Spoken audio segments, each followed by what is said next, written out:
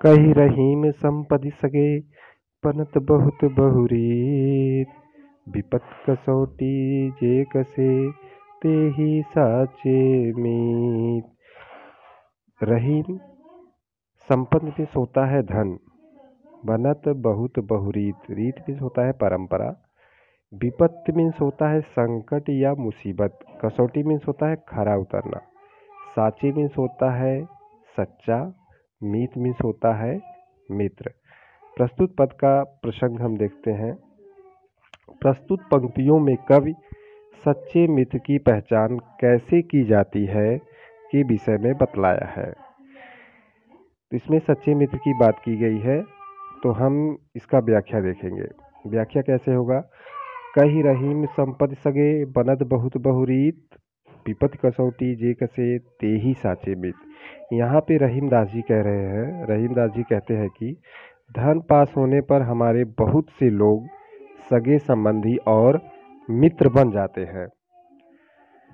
जब कोई मुसीबत आती है तो सब साथ छोड़ देते हैं, किंतु संकट के समय जो हमारा साथ नहीं छोड़ता है वही सच्चा मित्र होता है, या वही सच्चा मित्र कहलाता है।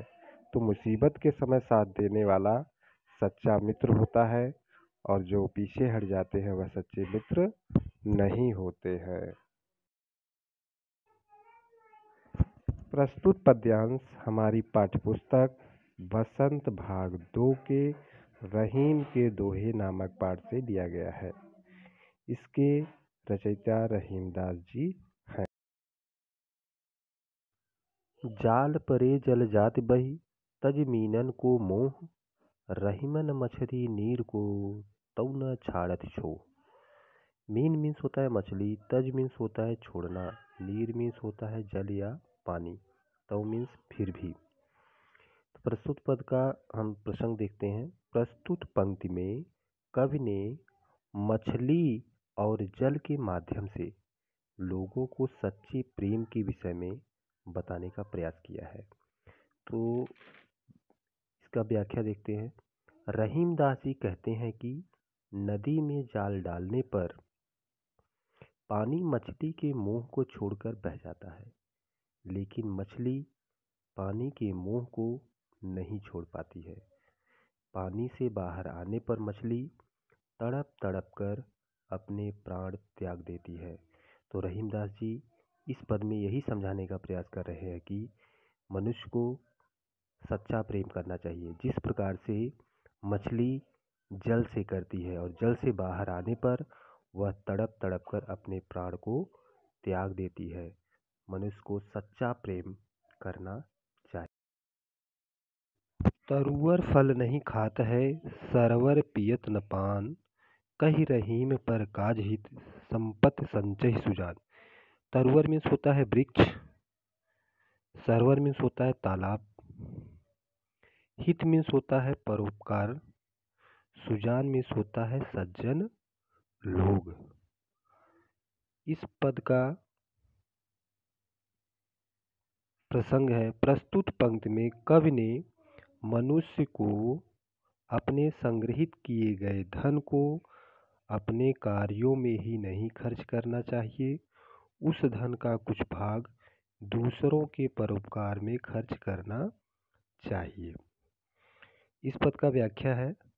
रहीमदास जी कह रहे हैं कि जिस प्रकार से वृक्ष अपने फल को नहीं खाता और नदी अपने जल को नहीं पीती, ठीक उसी प्रकार से जो सज्जन लोग होते हैं अपने संचित धन का कुछ भाग दूसरों के कार्य में खर्च कर देते हैं, परोपकार के कार्य में खर्च कर देते हैं। मनुष्य के द्वारा संग्रहित किया गया धन कुछ भाग जो है दूसरों के परोपकार में, दूसरों के हित में मनुष्य को खर्च करना चाहिए, ऐसा रहीमदास जी कह रहे हैं।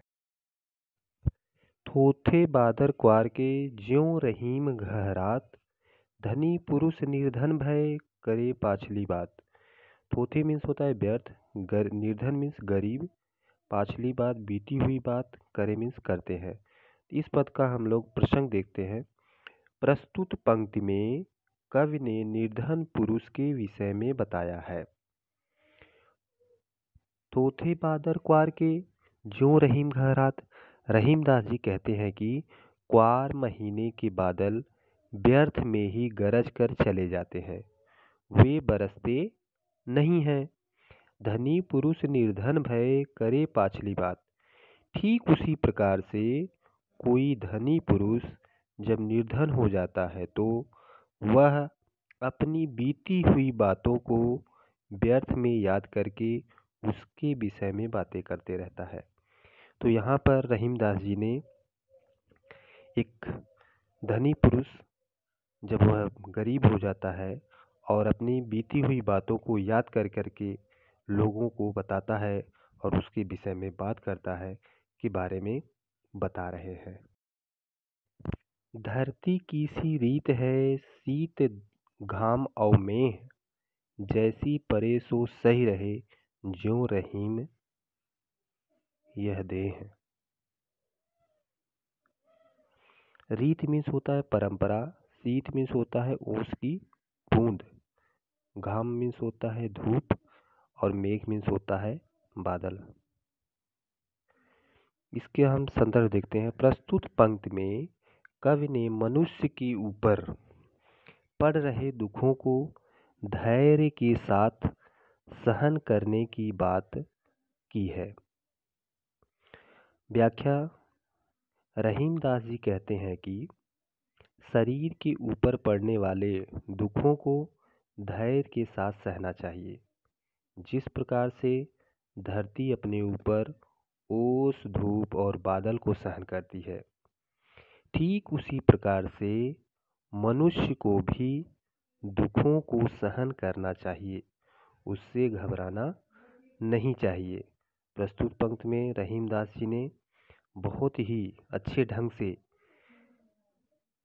इस बात को समझाने का प्रयास किया है कि जिस प्रकार से धरती ओस धूप बादल वर्षा आदि को सहन करती है, ठीक उसी प्रकार से मनुष्य को भी धैर्य के साथ अपने दुखों को सहन करना चाहिए।